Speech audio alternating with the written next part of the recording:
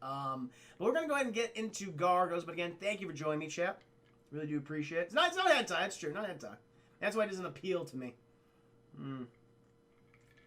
But let's go ahead and start talking about Gargoyles. Now, as I said, guys, I did not grow up watching Gargoyles. I think I may have caught, not even an episode, but like parts of episode or clips from episodes.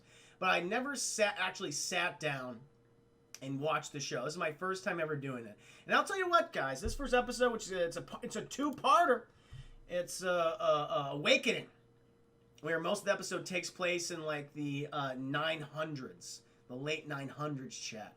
But what I noticed immediately was how well a lot of the animation has aged for this. And it has a really killer theme song. Like, I can't, like, name it. I only heard it once. I was like, wow, that's actually a really good theme song. And so right off the bat, I immediately had just a very good impression.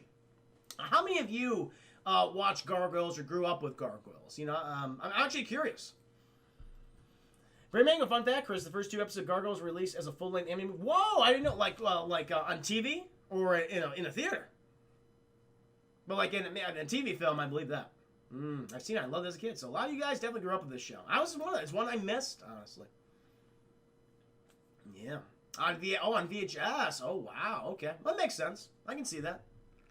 Clearly it was successful. I think it ran for about 3 seasons. It was pretty good for a show like this back in the day. Yeah. Started on October of 1994. There you go, chat. Wow.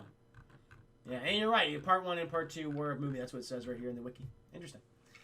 Dads, I grew up with it. Thief Man, I didn't catch much Disney growing up. Oh, okay, fair enough. Yeah, I mean, yeah, I guess it was on Disney. It was a Disney Channel original show. Greg Weisman, maker of... Yeah, that's right. Greg Weisman did work on this. Maker of Young Justice and Spectacular Spider-Man. 2 amazing animated shows. Hey, he's got another one on his belt. Guy's 3 for 3, in my opinion, Chad. Didn't he also work on that Thundercats show? Not the one that just got canceled, but the one that everyone loved but no one watched. You know what I'm talking about? That one. Yeah. I had a hand-me-down Gargoyle. So, clearly it was very popular. I know there's been rumblings that... I should say rumblings, but I think Jordan Peele mentioned one time that if he was to do, like, a film for another studio, he would love to do Gargoyles. It's like, I can kind of see, especially the elements that they're playing with in this first episode, chat, there's a lot of heavy material that they're introducing the kids in this one episode, chat. Fucking racism, war, death, corruption... You know, it's a lot all at once. It has a similar, at least themes, as something like sexism, as something like Avatar: The Last Airbender, chat. I think that was pretty cool. But we'll go ahead and start talking about, chat, get into the spoilers right now. We open up and it's the city, chat. We're in the middle of New York City, and something bad's going down downtown. Because these people are seeing these giant storm clouds gather around this one particular building, chat, and lightning is just going off, and tons of debris and rubble are coming down from the sky, and they are killing people. They're smashing cars. People are trapped under it. It's like if you move the rock, all their intestines will fall out, so you can't move it. It's like it's not a good thing. And we're following this new one character, Chad, who's like a police detective. She rolls up there. She's like, tell me what the hell the situation's going on. Everyone's like, we have no idea. We can't even get close to the building because there's so much debris just falling down. She goes like, what the hell is doing that, chat? And then we cut. We cut like 1,000 years ago, chat. And the year is like 994 AD. And we are seeing a battle between these Viking invaders and these Scotsmen, chat. This Scottish kingdom in this castle. And the Scots are trying to defend themselves against these Viking invaders. And it doesn't look, I mean, they're kind of evenly matched, but it still doesn't even look good for the Scots because they're exhausted. And we're following this guard captain. He says, men, if you fucking turn tail against those Vikings and their catapults, you'll have to deal with me. I will decapitate all of you and throw your severed heads to the enemy to show that we do not fear them. And we will kill our own if they feel fear. That's what we're going to do. And they're going, Jesus, okay. All right, we'll fucking keep fighting. And the cabin guard's like, don't worry, guys. We got a backup plan. He looks up there, chat, and he sees the gargoyles. Like, whoa, what are those gargoyles going to be doing? They're made of stone. But the Vikings, even they're a little worried. Because they're talking to their guy, their Viking king, chat, Clancy Brown, by the way. They're talking to Clancy Brown. And they're like, Clancy, listen, it's almost sunset, man. maybe we should call off the attack because those gargoyles, they're going to come alive. And Clancy goes, never mind that, it's fine. Those gargoyles are going to come alive. Get me the grappling hooks, get me the ladders, we're going to go on over. And so they're running up there, chat. They're throwing the grappling hooks over. Then they're fighting on the walls at this point. And Clancy Brown, he somehow throws his grappling hook all the way to the toppest of the towers, and he's climbing up chat, and he finds himself right in the face of this largest of the gargoyles. He's like, I don't care. But as soon as he says that, chat, the sun sets and the gargoyles start to come to life. They start cracking, and the stone facade fades, and we see the gargoyles in all their majesty. And the biggest of them, chat, who goes by the name Goliath. The only one that is named, matter of fact, in this episode. I don't know if the other ones get names later on, but he's the only one that's named. Goliath, he fucking picks up Clancy Brown, and he throws him, chat, but he somehow survives, and he leads his pack, his family. There's many gargoyles on this castle, and they managed to repel the invaders, chat. And the Scots, they're like, woo, we did it! It was all us! Yay for us! And they're like, it wasn't the gargoyles at all! It's like, fuck him. It's like, wait a minute, the gargoyles clearly saved your lives. And the captain of the guard, he goes up to the gargoyles, he's like, thank you so much for your help. We really appreciate it. You are my friend, Goliath. And Goliath, you're my good friend too, captain of the guard. And, they're like, I'd be happy to have you come down to the feast, and so you can meet our princess/queen. She'll want to thank you. And Goliath goes, I appreciate that, and we're just happy to be here. You've given us a home here, and we are grateful to you. And the captain of the guard and Goliath, they see eye to eye. Like, there's an actual friendship there, Chad. It's pretty cool. It's like, okay, like, you get the sense, like, some of these humans, like, they're not even acknowledging the help of the gargoyles. It's like, interesting. Then you got a little bit of a dynamic between some of the other gargoyles. We're introduced to Goliath's mate and or wife, and they're all about to smooch and chat. She's also a second command. They're always hugging after battles and stuff, smooch, all that stuff. You can tell that she's a little tense. She's like, I wish the humans would show us, and especially you, some more appreciation. Well, I don't know why they don't do that. He's like, don't worry about it, it's fine. We're going to go down there, and we're going to meet the princess. It'll be great. And so then, chat, we were at the dining hall after this great victory. They're just putting so many drinks back, eating some good mutton, some good lamb chops, chat, some big old ham hocks. They're having a good time. And we get the soldiers, and they're like, that was a great battle. We were fantastic. Those gargoyles, though, we don't even need them. It's like, are you fucking blind? Can you drop your prejudice for a second and realize you would have been all killed and eviscerated, decapitated by these Vikings if it wasn't for the gargoyles? Captain of the guard hears that. He's like, And then eventually he's about to sit down, but the princess, she calls over the captain of the guard. She's like, Captain, come here. And it's like, I don't want those monsters patrolling and roaming the castle. It's like, first of all, lady, they literally saved your ass, okay? Those Vikings would have had their way with you, and you're gonna tell these gargoyles, these fucking gargoyles, that they're not welcome here? That's ridiculous. How dare you? And then she has her fucking mage guy, this creeper chat, her wizard, going, I support you, princess, everything you think. And the captain of the guard's like, listen, they helped us out. They saved our lives. If they weren't here, we would have died. And princess is like, I don't know. I just don't know. It's like, fuck you know. And then, chat, the fucking dining hall doors open, and we see Goliath and his lovely lady. Everyone goes, aghast! They're all freaked out. Chat, you literally, they just saved your life, and you're freaked out by them. I don't understand. And so they're walking in there. The Goliath's wife, she's pretty tense. She doesn't like being here. You can sense that there's a lot of rage, a lot of resentment. But Goliath, he's very stiff. He's like, fucking ignore it. He goes up to there, and he bows before the princess, and she goes, Captain, why are these things here, these foul things? And she's like, Princess, they literally saved your ass and mine. Okay? I invited them here just so, we can appreciate them and give them a moment. And she's like, huff, huff. And, Goliath's like, don't worry about it, it's fine, Princess, we're happy to help you. And then he walks out, and his lady's pissed off, because she's like, wait a minute, my husband right here, my husbando, did so, and she's like, honey, it's okay, it's all right, thank you for your time, we're going to leave. And then he goes out the door, chat. And then fucking the princess, she's all, as soon as they've gone, chat, she's like back to like, I don't like them. I hate them. And the wizard always whispering in her ear, it's like, oh, yes, I agree with you, princess.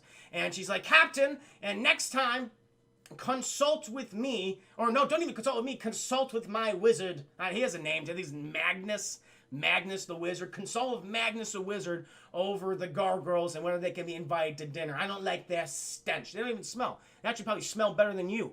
You know, they fucking have practice hygiene and shit, and you got a big old muddy ass the whole time, princess. Why don't you take it easy? And so Captain's like, sure. And he goes out there, because he goes out to apologize. So, I mean, like, Captain of the Guard's such a nice guy. And he goes out there, Chad, and he's like, hey, I'm sorry for what happened. I just want to let you know, I really appreciate what you did. You saved our lives. Thank you so much. Goliath's like, no, thank you for just having us be here. But then his woman, his wife, chap, she's like, you know what?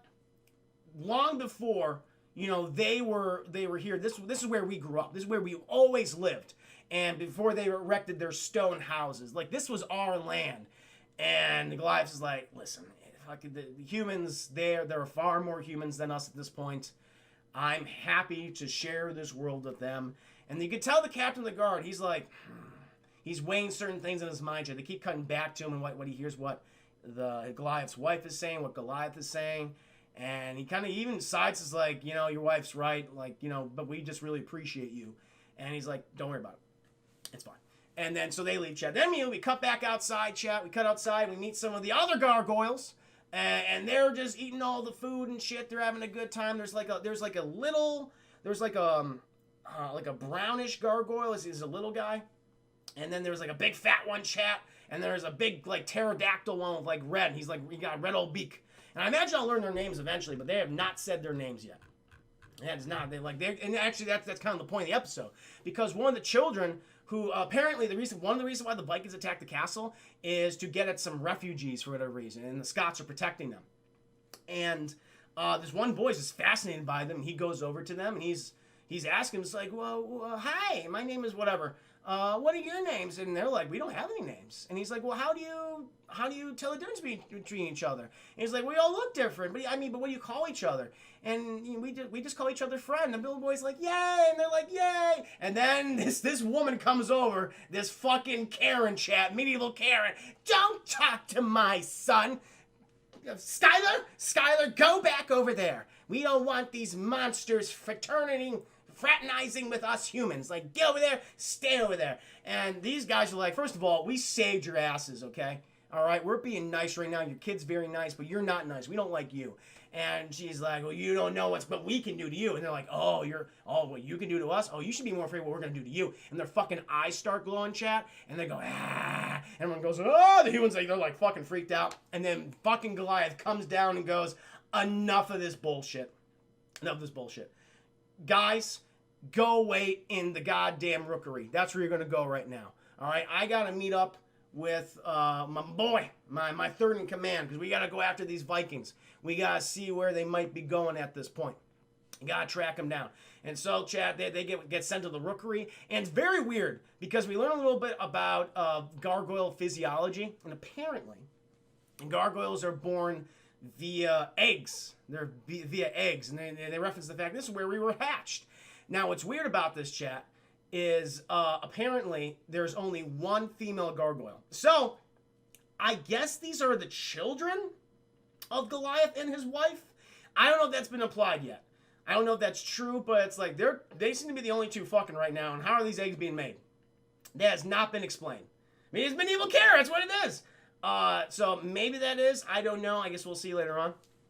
And so he meets up with this guy who, again, has no name, Chad. He's like an older gargoyle.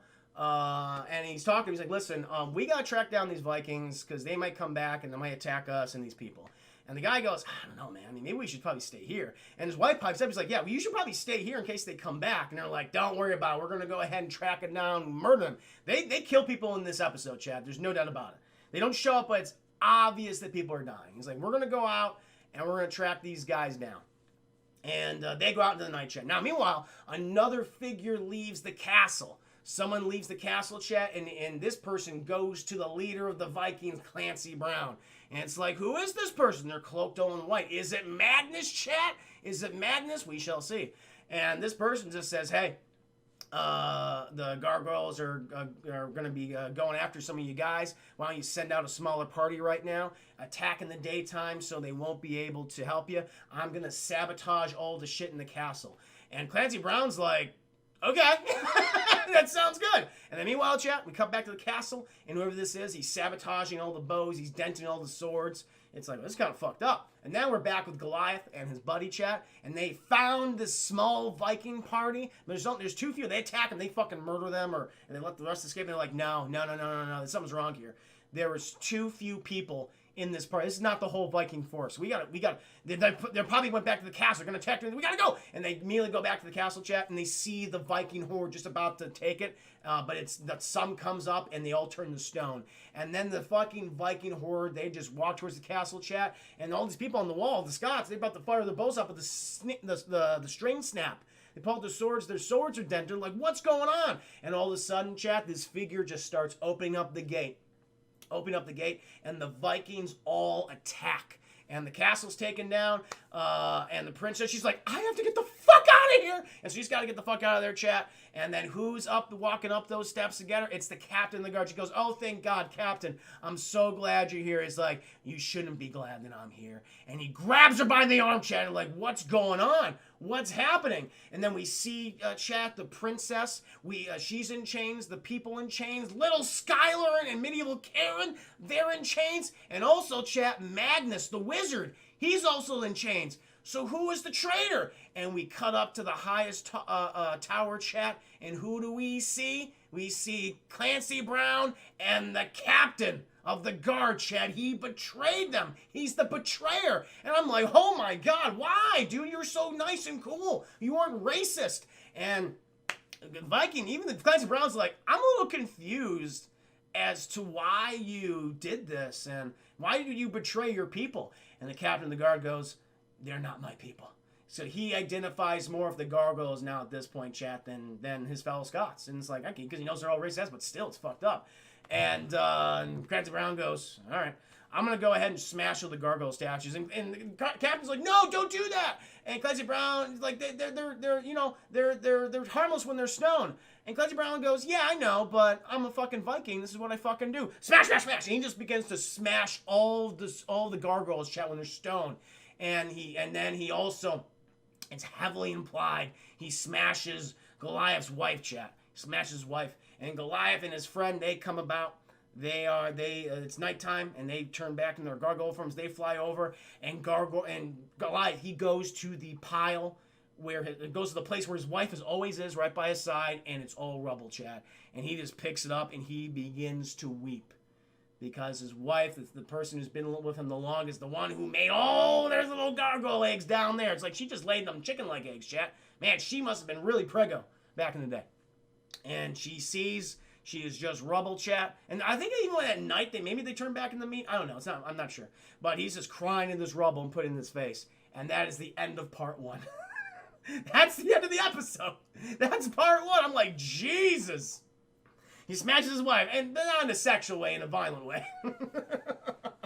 And she's dead. I'm like, wow, there's a lot going on here.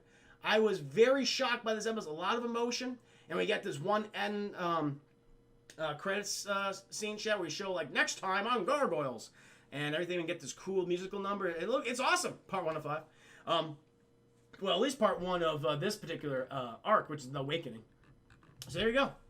I'm guessing this is all the past stuff in the past, and the rest of the episode will be all the stuff in the future. Makes sense. Because it takes place 1,000 years later, Chad, in the distant year of 1994. So futuristic. My angel the night. That's what he screams. Exactly, Hayden. He's my angel of the night. He's very emotional about it. But with that, chat, that is my review of Gargoyles. Hope you enjoyed it. Like, I'll tell you right now, I thought it was a great first episode. I like the establishment of the world. I think a big focal point, I think, going forward is that the Gargoyles are going to be persecuted throughout the entire series, both in medieval times and all the way up to modern day. You know, they're heroes, but they're not appreciated heroes. Very Spider-Man-esque, chat. Very Batman Spider-Man-esque. So that's kind of cool. But yeah, I liked it.